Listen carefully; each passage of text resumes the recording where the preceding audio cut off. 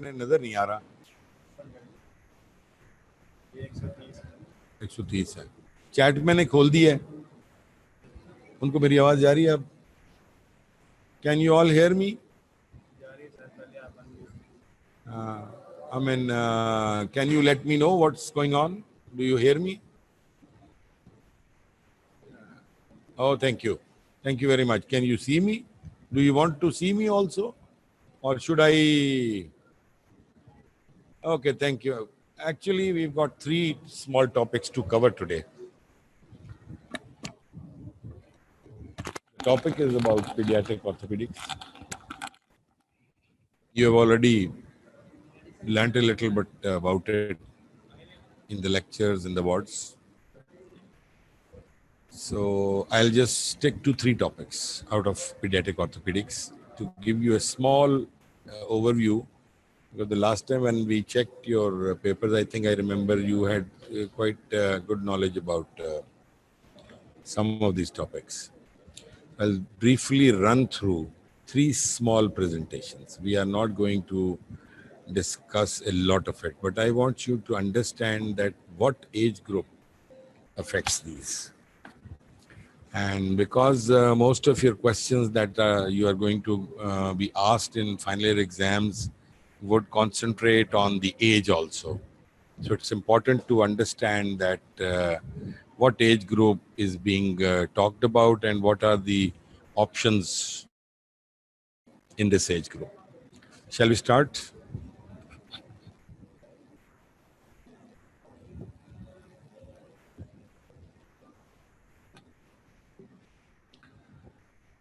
If you could see my screen, the first thing that I've chosen to talk about is slipped subcapital femoral epiphysis. When we were teaching fractures to you, we taught you that pediatric fractures occur in a different way, or the management or the presentation or the repair or healing is slightly different than adults. And we talked about Salter and Harris classification of epiphyseal injuries. Slipped femoral capital epiphysis is a Salter type 1 injury. For all practical purposes, there is a fracture in the head of the femur in the across the epiphyseal plate. The epiphysis slips from the top of the neck.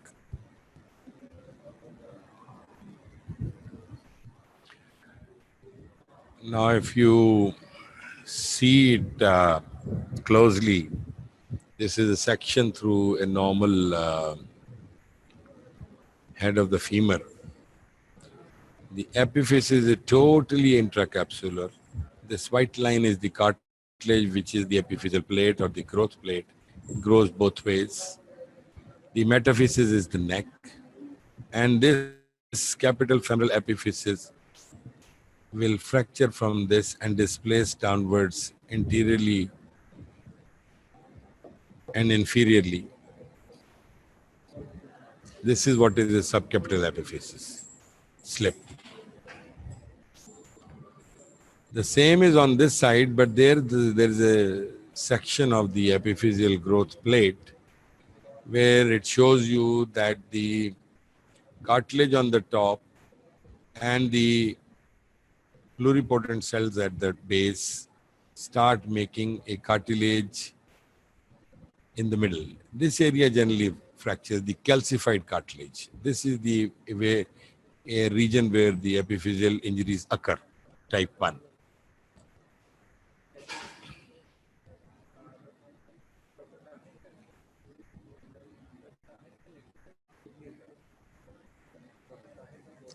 Now, we do call it slipped femoral capital epiphysis, but it's not the capital, the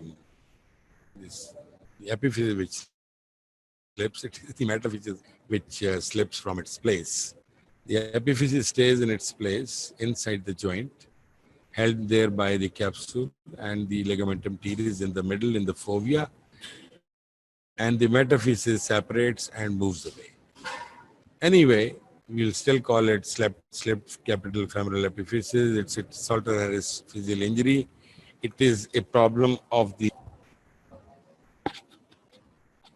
9, 10, 11-year-old child, sometimes a fat big boy for his age, or a very lanky tall boy who has entered the growth spurt for adolescents and has gained a lot of height immediately. These two typical people, they present with pain in the hip and a limp. Most are idiopathic. We don't know the reason. Some of them will have endocrine disorders like hypothyroidism, renal osteodystrophy, or radiation therapy, but mostly we won't find a reason.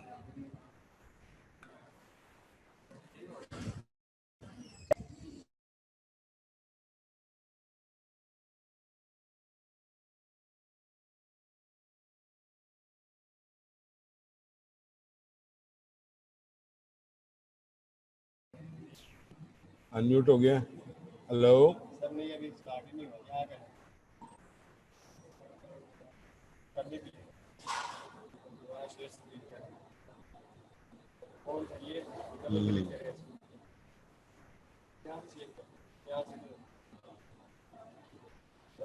Can you all hear me? I'm sorry for the disconnection. The internet connection was lost. Can you all hear me? Just give me a cue. Yes.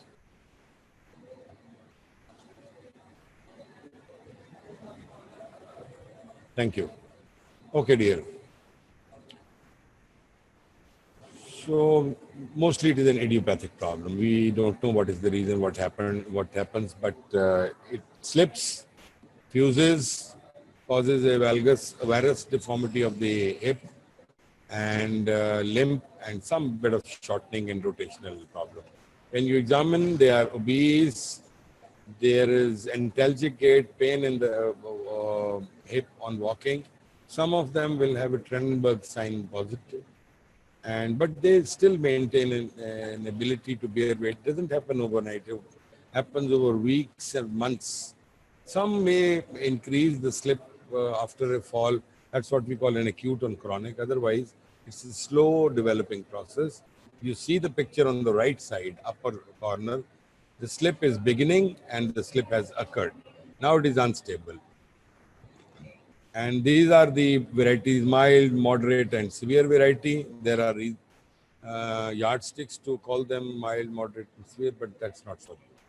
You just stick to the bare minimum. There is a slip at the epiphysis in the proximal femur, and it is a stable or unstable. Just remember this. Sometimes the lower limb rotates externally when you flex the hip.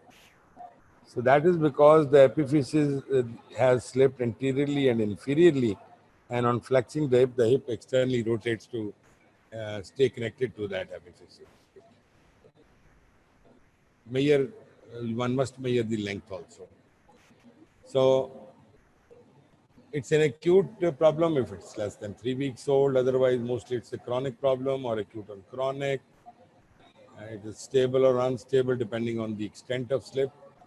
Radiographically, percentage of slip is seen in the AP and lateral views, auxiliary frog lateral. Grade 1 is less than 33%, grade 2 is 33 to 50, and anything more than 50 is a grade 3 problem. You see this X-rays, this is the neck of the femur, and you draw a line along the neck called the Klein's line. It should pass through the head, but the epiphysis is fallen anterior and inferior, so it no more crosses the head. The other it should at least touch the femoral, so head. In this case, you see it is a slip. The goal of the treatment is to relieve pain, stop slip progression, and to avoid complications like the early closure of the epiphysis. So we try to fuse it where it is. If we try to reduce it, the epiphyseal plate gets damaged and the growth stops. Limb length discrepancy may occur, and the limp may become permanent. So what we do is we fix it with a single screw or a pin, hoping for a fusion in whatever place it is, and then at a later stage, the varus deformity of the hip or the change in the shape of the head may be addressed later with the extracapsular procedures. In advanced cases or in where there are facilities, some people open and reduce it and fix it, but that is beyond your scope. First, remember it is fixed in situ, and but remember what is the gist of doing this. This is what is happening. This was a slip fixed with a screw, single screw, and it has achieved fusion with the epiphysis. And don't put a screw in the superior or posterior quadrant because that is generally vacant. If you see this area, the superior area, if you put a pin here, it will not pass through the head. So you have to pass a pin anteriorly and inferiorly. Single pin. Plaster is out. Open epiphysiodesis and bone grafting is a possibility. Open induction and corrective osteotomy.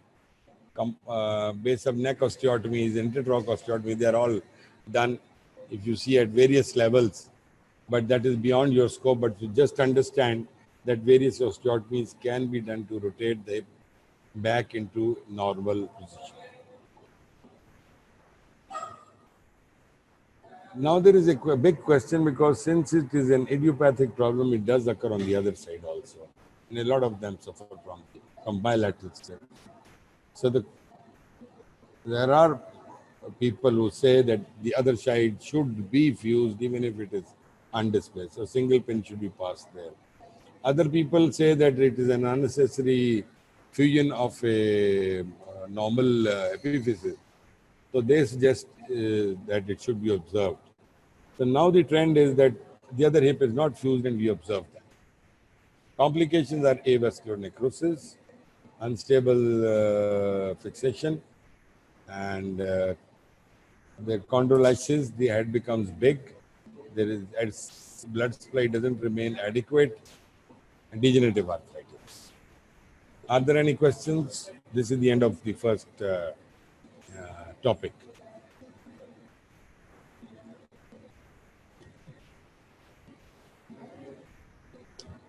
Kindly do let me know if there is any question, because if there is a question,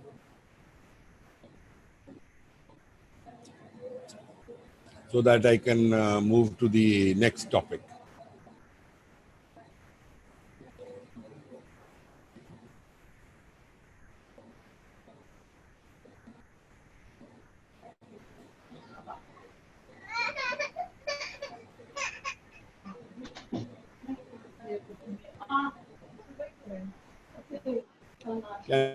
Can you see the new screen?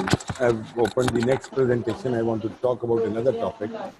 Do let me know if you can hear and you can see my screen or not.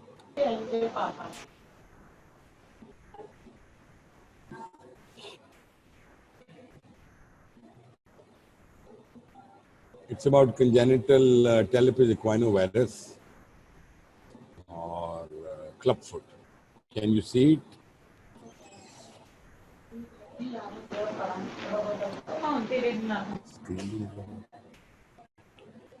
Okay, we'll then talk about clubfoot. Clubfoot is a problem seen in about 1 in 1,000 births. It's 50% of the times it affects both sides of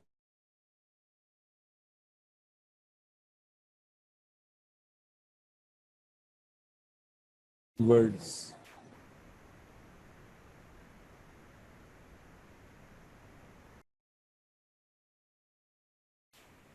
Three components to the deformity. Talipes equinovarus. The foot is deformed inwards, and that's called varus. Equinus means heel is high and the forefoot is facing downwards. It's very difficult to bring these feet back to neutral. Or a normal child's foot can be gently pressed from the sole.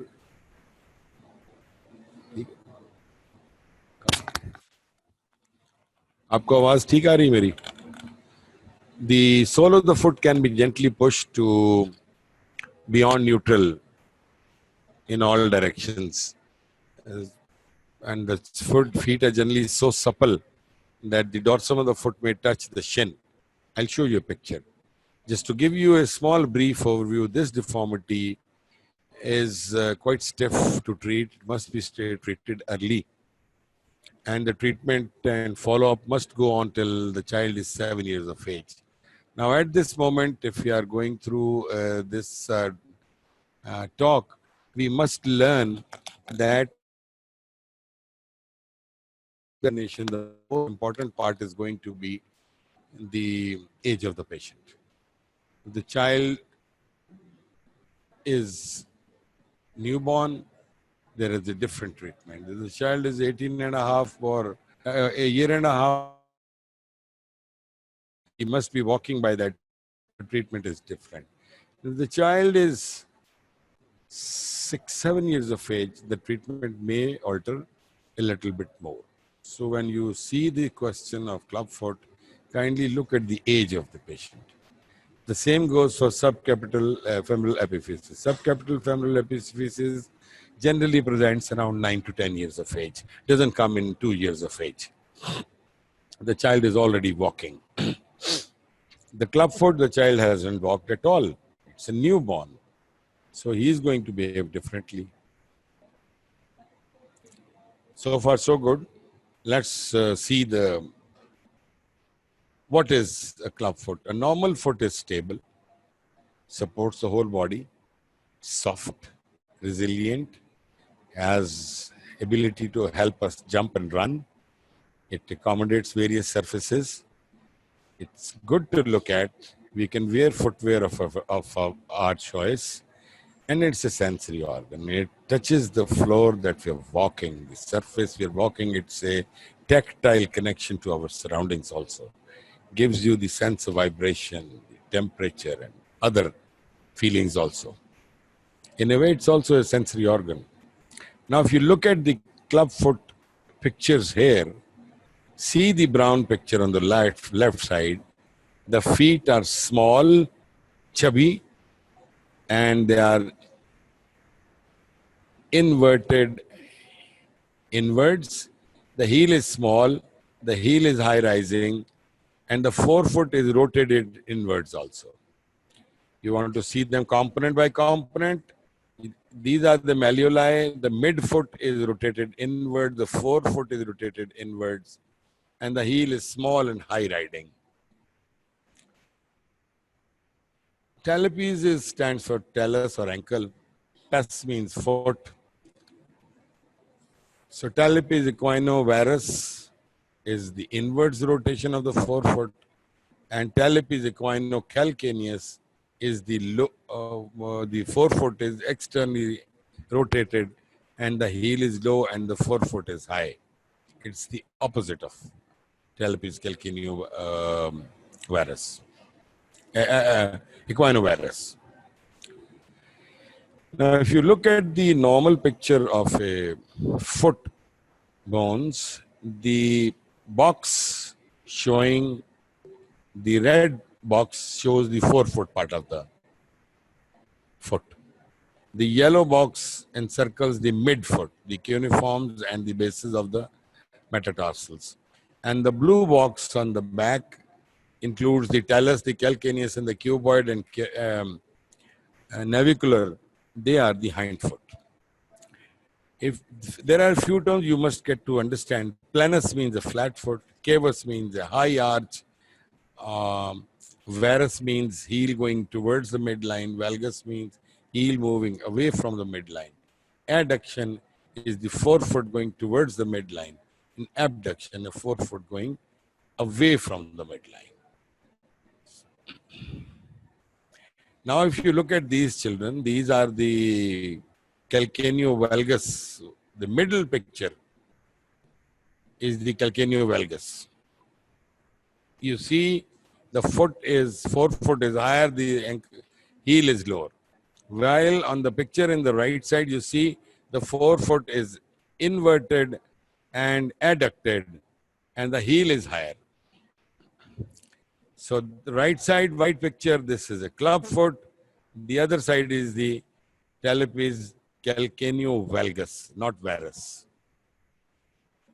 The etiology, nobody really actually understands. It's so common, 1 in 1,000 people will get this birth, and about 50% of them would be positional, and they would get better by the end of first month by gentle manipulations by the mother, or these are basically because of the crowded conditions in the uterus, and the child is stuck in a small place, and that the foot gets deformed because in the last month the child can't really rotate a lot, can't move a lot. So that is a positional clubfoot that doesn't really need a treatment.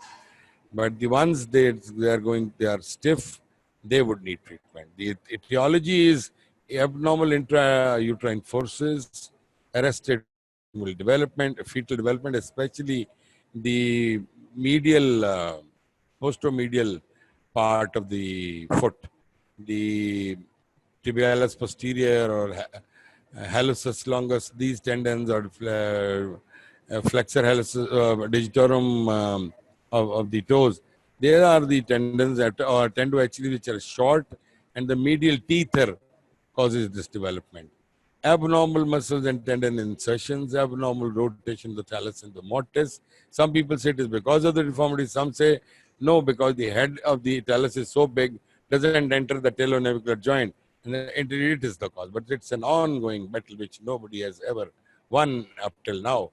There are theories and theories, and there is germplasm defect. And I must confess, which is a funny thing actually, when you see a lot of procedures for one disease, a lot of theories trying to explain the disease, that means we know very little about the disease. We don't have an understanding of the way it should be treated.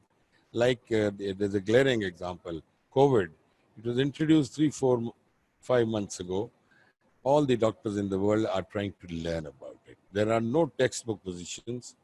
World Health Organization and the Federal Drug Agency and DRAP and other agencies in the world, they keep issuing recommendations and taking them back and reviewing them. So we don't really understand much about clubfoot as well. So you will see many operations, many ways of treating it, except for Ponseti, which is a consensus document. Otherwise, there are treatment methods based on various theories. Not all of them are true. Anyway, just remember the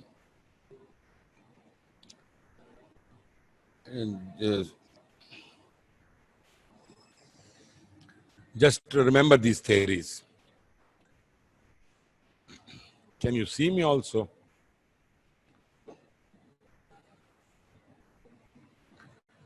Okay. Hanji. I think it should be helpful. Sorry. Okay. If you see closely these feet and we operate them, they have short tendo Achilles and high small heel. The creases behind the ankle are very few and very one or two. They are whatever they are visible. They're very deep. There's an abnormal crease in the middle of the foot. The foot is small than the other side, and it will remain small the whole life by one size. I mean, they sometimes have to buy 2 pairs of shoes. There are callosities at abnormal pressure areas in a walking child. The internal torsion of the leg is obvious. The calf muscles are wasted. But still, they keep walking. The most beautiful part is that they keep walking.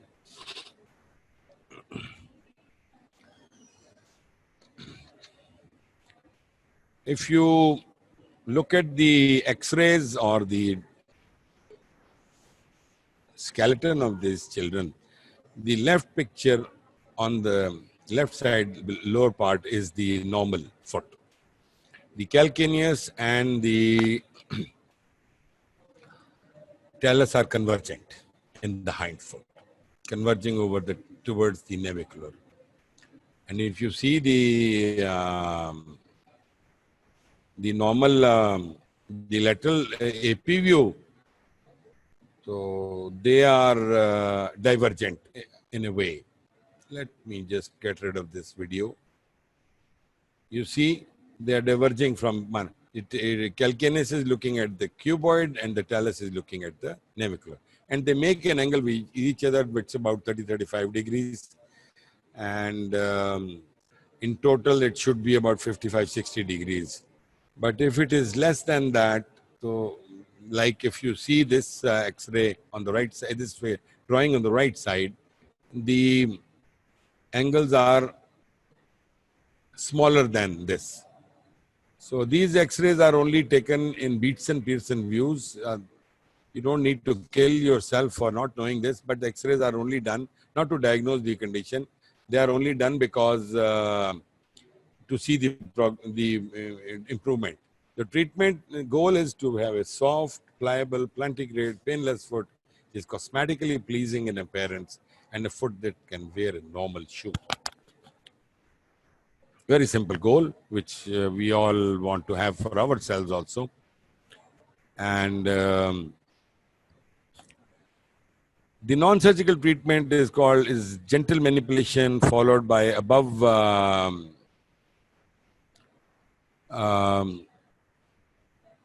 knee casts like this.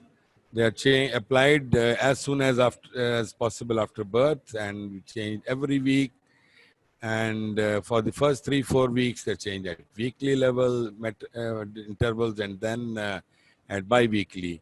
By the 6-7 cast, the forefoot adduction, the midfoot supination, all have been improved, and the foot is aligned. The heel varus has been corrected. The equinus remains. In those cases, the subcutaneous sternotomy is done. This is all part of the Ponseti treatment. Under local anesthesia, the tendo Achilles is cut away using a sharp 11-blade knife, and the cast is applied again above knee. 3 months, these casts are completed. The foot is corrected and it is put in a Dennis Brown splint to be worn 23 hours every day, except when the child is being changed or bathed or fed, that this splint is removed. Till the child starts walking by 10 months or 1 year of age, this Dennis Brown splint is worn, which keeps the foot externally rotated, everted, and fixed to the foot plates. The child keeps fighting with the splint and keeps correcting the foot by himself. After 10 months or 1 year age, their walking shoes are worn and the child starts walking. The next, if it is fully corrected, that's maybe the total treatment required. But the problem is that when these children, they start growing tall and the bones go into growth spurt, the tight muscles don't grow along with the bones, and the clubfoot deformity recurs mostly by the age of 2.5 years. The second growth spurt occurs around 5-6 years of age, and at that time again there can be more relapses. So they are kept under treatment and follow up for up to 7 years of age, because by that time most of the deformities can easily be corrected. The problem is now the child in a newborn straight away go to Ponseti, treat it for 3 months. To a maximum of 6 months age, you can use Ponseti. Beyond that, soft tissue stretching and casting will not correct the deformity. Beyond that, we may need to operate, go in and cut those tight muscles, cut those joint capsules, lengthen the tendons, or may, in some cases, change the roots of the tendons so that the deforming force converts to a corrective force.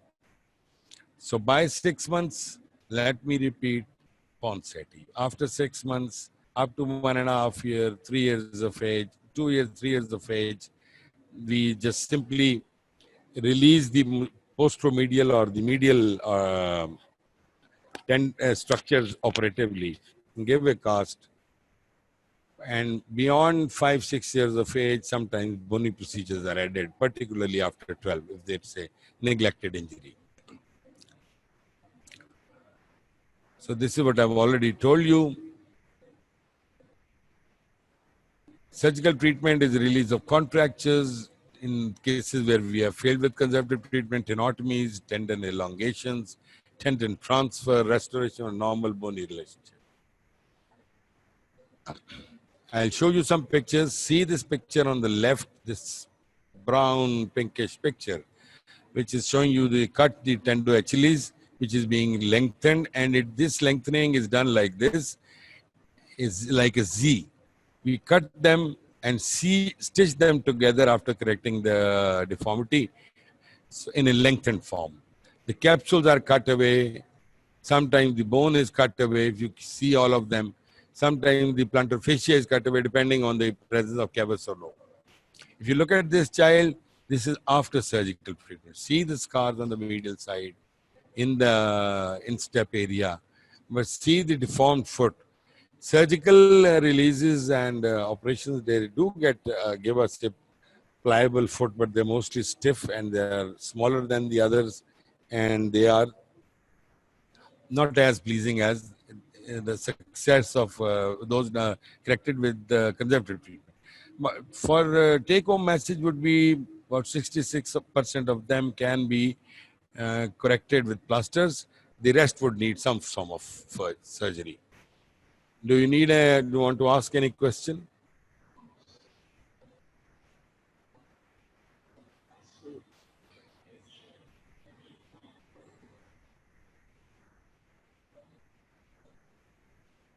Shall we go on to the next presentation?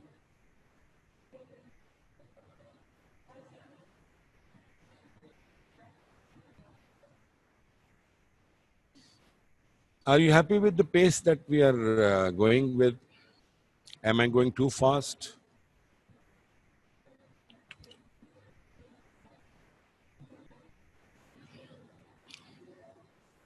Okay, so you are, and I think we've already gone through this in the past. I'm presuming that I'm giving you a quick run through or a revision. Is it the way I'm doing? Is it adequate for you?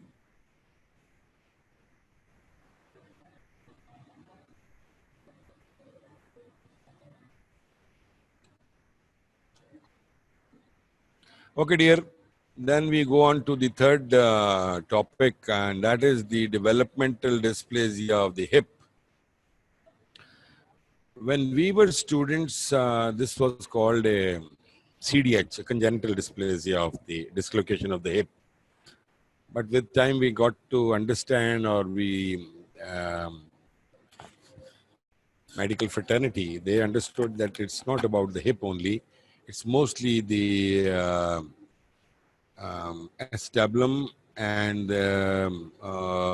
development of the head itself. So the nomenclature was changed. Now we call it a developmental dysplasia of the hip, not a congenital dislocation of hip.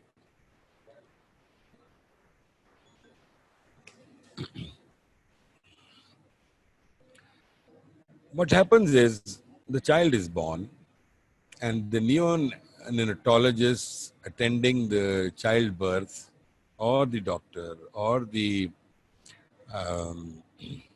domiciliary nurse attending the delivery, she must do some basic examination of the child, and examination of the hips is now part of the postnatal examination. The attending pediatrician must see the hips also. At childbirth, the hips are very difficult to examine. The child is so small, we don't know if the hips are in their place. The only way we can find out is to flex the hips and abduct them.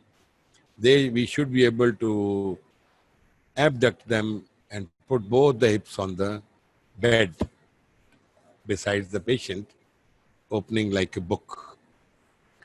So if you can't do it one side, and you can do it on one side, the other side would not externally rotate, that means there may be a dislocation on this side. At this stage, if you see the patient, I'll show you a picture later. You see the patient, there may be a missing crease or an extra crease in the mid-thigh. But however, to inspect and find presence of bilateral hip dislocation is even more difficult. And abduction and is not possible, but then we do two tests, what we call them Ortolani and Barlow test. I'll come and come to that later on. But anyway, the brief thing is that it again also occurs in 1 in 1,000 born children. 80% are female. Firstborn are more affected. Oligohydramnios is maybe a reason.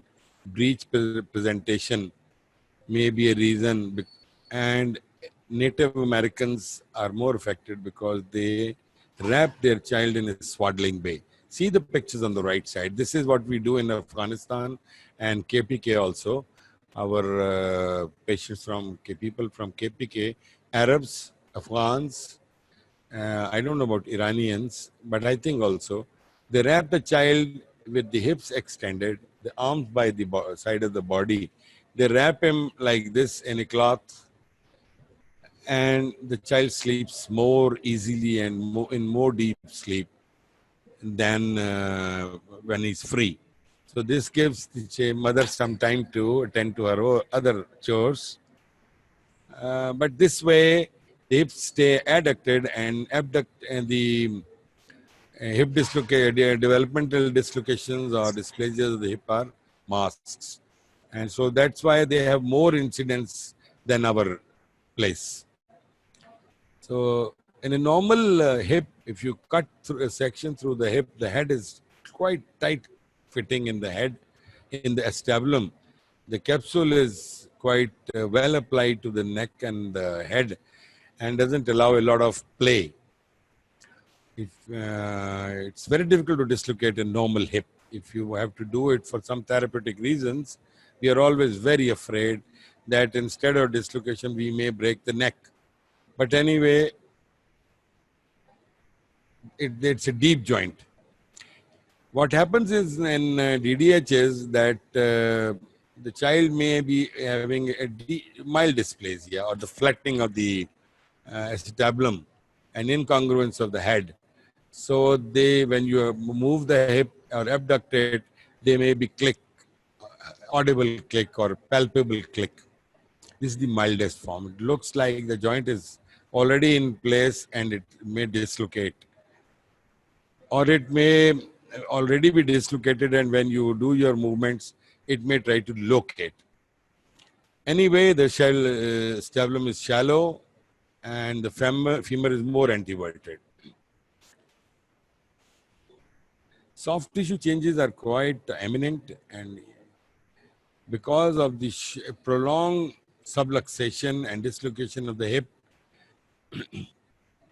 the adductors are tight, the flexors are tight, the labrum is inverted, labrum acetabular, and ligamentum teres is hypertrophied and lengthened. Pulvinar is the joint capsule which is constricted anteroinferiorly and in hourglass fashion. It is full of fibrous. The acetabulum is full of fibrous tissue, fatty fibrous tissue, and it is very difficult to try to reduce them if the child is already more than a year old. Here again, the age is going to be very, very important. After I give you this slide, I'll tell you the rules. The DDH is also treated as per the age of the child. You must remember this, try to extract this from your book and keep it in your mind. The transverse acetabular ligament is contracted. The capsular tissue interposed between the everted labrum and acetabulum is called a limbus. The hourglass constriction and the limbus don't let the head come back inside the joint. Extracellularly, the tight adductors, adductor longus, etc., and iliopsoas, they further constrict the middle of the capsule and don't let the joint come, the head get reduced back to its place.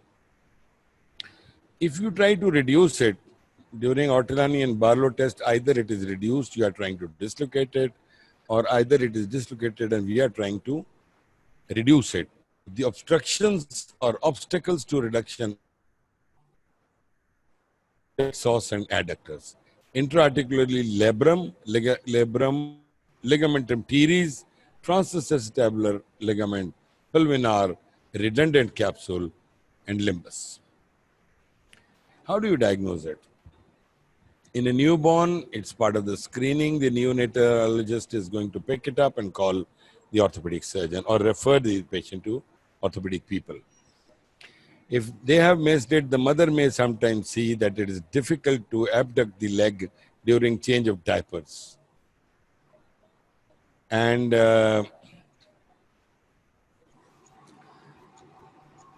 it's difficult to abduct the hips. There is a small crease in the middle of the hip. The limb is shortened, maybe internally rotated.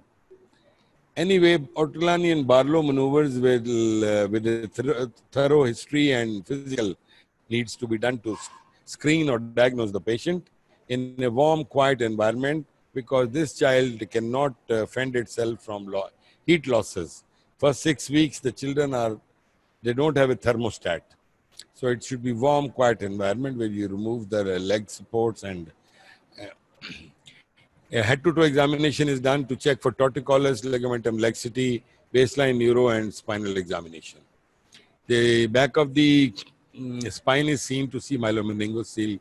Other joints are seen to see multiple contractures of the congenital contractures, soft tissue contractures, which have no other signs.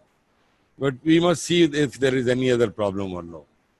The key physical findings are asymmetry, limb length is different. The Gillespie test in the middle you see is positive on the left side. There is difference in the level of the knees. Skin folds are more on the right side than on the left side. There is limp and the waddling gait, hyperlordosis in both, if both are, limbs are involved.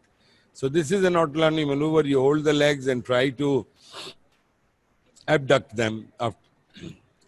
The head slips, dislocates. And this is a Barlow's test. You hold the knees, and when you flex the hips and you push them back, it gets dislocated. So one is a provocative test, the other is an ordinary examination. Barlow is a provocative test. So X-rays, femoral head ossification is delayed in these patients. In a normal child, 4 to 6 years of 7 years of age, the head gets ossified earlier. But in DDH, the femoral ossification center is ossifies very late. So when a child comes with a referral from a pediatrician or a neonatologist with the doubt of DDH, at that time X-rays are not very helpful because the head hasn't calcified as yet. The acetabulum is vacant. If you try to dislocate it, gets dislocated. But you are doubtful. X-rays will not show you the full picture. In the first 6-7 months, the ultrasound is very helpful. But the problem with ultrasound is it's operator dependent. If the radiologist is good, you won't need anything. And he will tell you. The other way you can check is by doing CT scan. It's very cruel to do a CT scan on such a small child, and we subject the child to unnecessarily large dose of radiation. Best is to do an MRI, an arthrogram, though written is rarely done. If you draw a line through the radiate fibrocartilage in the middle of the acetabuli in a newborn or in a very small child, and draw perpendiculars from the edge of the acetabulum, this line is called Helsinger's line, and you see the head is ossified in the inner anterior inferior quadrant, and this arc is maintained between the neck and the obturator ligament, obturator foramen. In a diseased or a dislocated hip, if you see, this hip is going upwards and outwards. If you draw the same checkered setup here, the head is lying in the upper outer quadrant. So this is a dislocated hip. Normally it lies in the anterior lower quadrant. You see this arch is also broken. You do ultrasound, it can check the adductors and ilium also. What are the treatment options? Depends on the age of the patient at presentation, family factors. If it is reducible, just apply a spica cast in the reduced position for 6 weeks or 12 weeks. If it is not dislocated, it is locatable, then in its newborn, the first thing that we do is give a double diaper. बच्चे को कह देते हैं जी इसकी माँ को कि इसको 2 डायपर बांधो, इससे वो एबडक्ट रहती है और कंसेंट्रिकली रिड्यूस्ड रहती है. मगर जब बच्चे इससे बड़े हो जाते हैं तो ये 3 महीने में 90% केसेस ठीक हो जाते हैं इससे. अगर इससे बड़े हो जाएं तो फिर उनको आपको कोई और स्प्लिंट या ऑर्थोटिक सपोर्ट देनी पड़ती है, और जितना डिस्प्लेजिया उसके मुताबिक उसकी लेंथ होती है.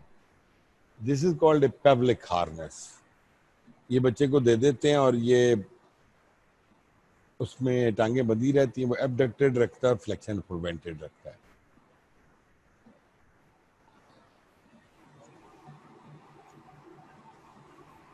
This is when the pelvic harness was given. The child was so playful, she removed it. So this is, and the child in a hip spica now, above hip spica cast.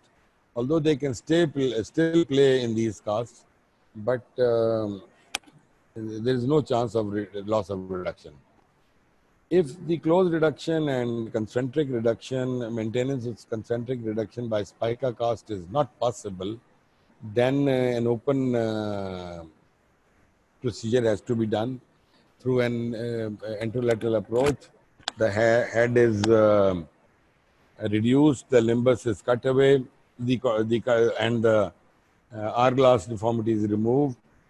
Sometimes the head is simply reduced and held there by a plaster, or sometimes some more difficult procedures like excision of the redundant capsule, shortening of the femur, rotation of the femur. There are very many procedures. They are done to fully correct the hip. Between 6 and 4 years of age, there's prolonged dislocation, contracted soft tissues. Try to reduce it and do an adductor tenotomy. The adduction contracture would release. So mostly the spica is given in 100 degrees of flexion and about 55 degrees abduction for 3 months. And abduction orthosis is 4 weeks full time, nightmarish though, but is quite helpful that the child can walk.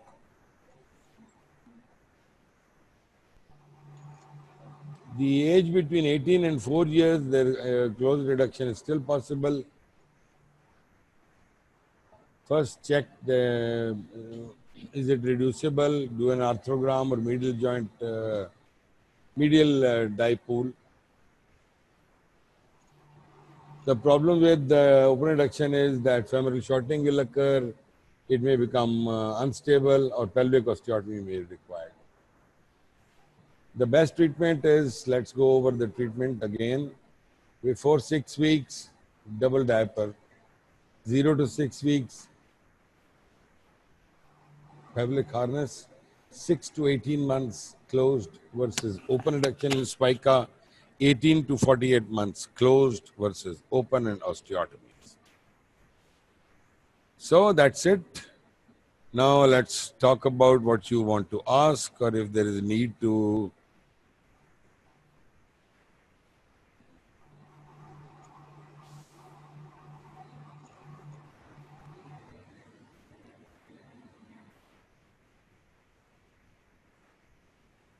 Are there any questions? I would love to answer questions, and kindly do ask me a few questions, because we have another 10 minutes with us. We can spend time.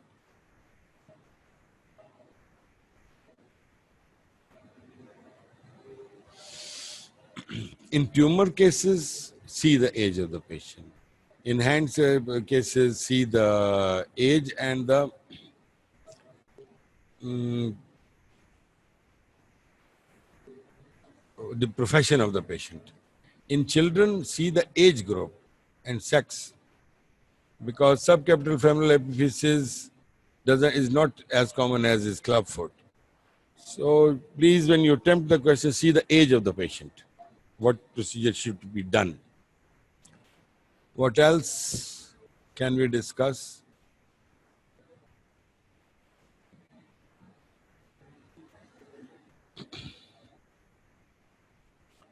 How many people are signed in? I think 121 people are here now. So nobody is keen to answer my questions.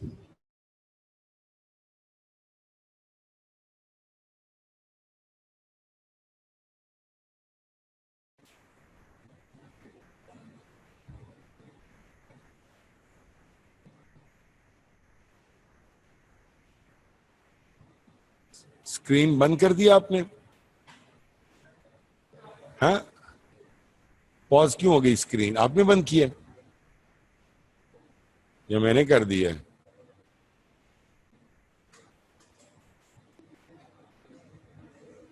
Screen is paused,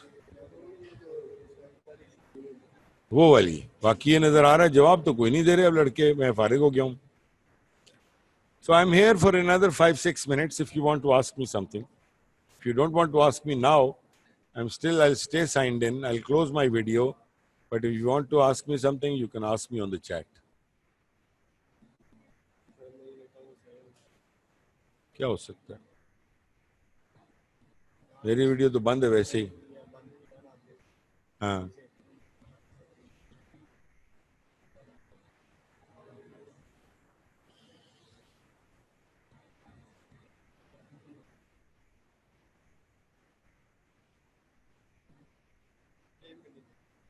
हाँ, इतनी जल्दी छोड़ दूं? 10 minute पहले छोड़ दूं? मने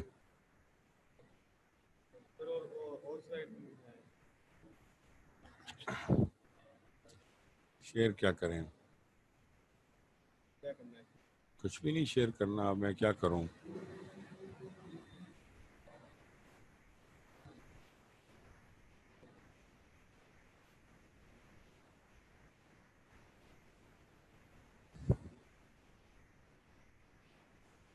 So, are there any questions?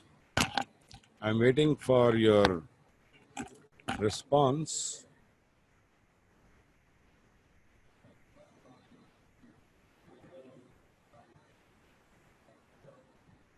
Happy sleeping?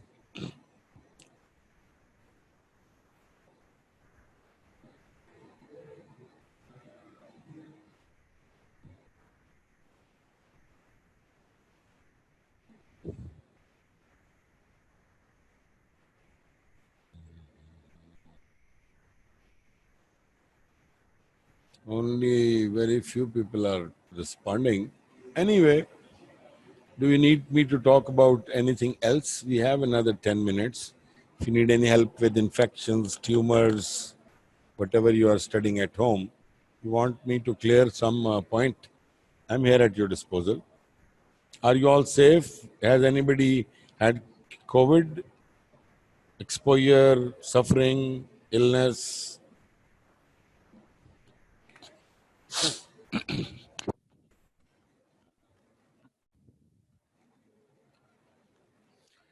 My son, back pain is a very common disorder. If you go by reasons for low back pain, they mostly are mechanical.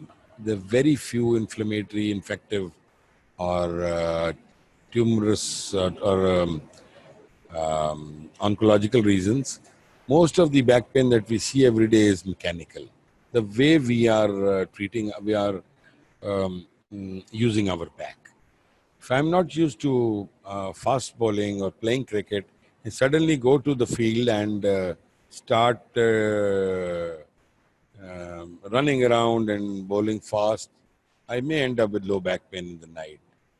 And if I am not used to lifting heavy weights, if I try to carry large boxes from my ground floor of my house to the first floor, the night may be painful, end in a low back pain, going for a long drive, uneven bed. These are the common mechanical reasons. There's so many others. Secondary to degenerative changes, the spine gets degenerative. The osteoarthritic changes begin to occur in the small facet joints. Some instability comes in. So in those patients, the back pain is quite comes on without any reason, apparent reason, except that the man is about 40, 45 years of age or 50 years of age.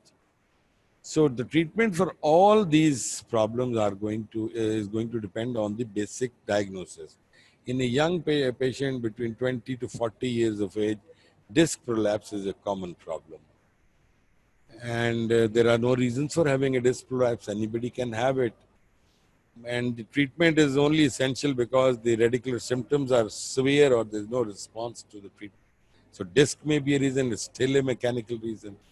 If there are problems with growth, the metabolic profile is so poor that vitamin D is so low, or the spine or the body is osteoporotic, then there are symptoms again. So there are so many reasons for low back pain. Treat the cause, and if you don't know the reason, treat the symptom. But symptoms take preference over the diagnosis. Start treating your patient. Give the patient paracetamol, Brufen, Decloran in appropriate doses without overloading him, and some physiotherapy. Most of them will never need to come back. The others who can come, we can try to find out infective and oncological reasons or some mechanical reasons. Then we may need to do a lot of investigation like X-rays, blood counts, and ESR, CRP, MRI maybe, bone scans. So it depends on the cause. But most of the time, the treatment is empirical. We give painkillers, muscle relaxant, physiotherapy.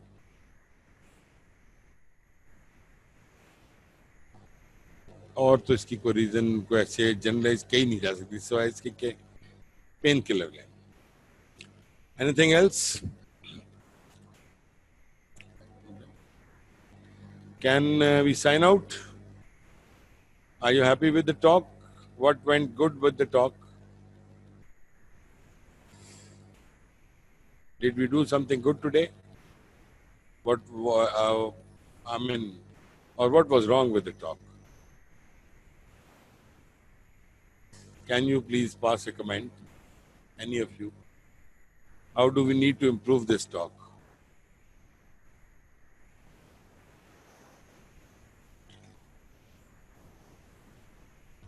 Okay. Thank you, बेटे. Thank you very much.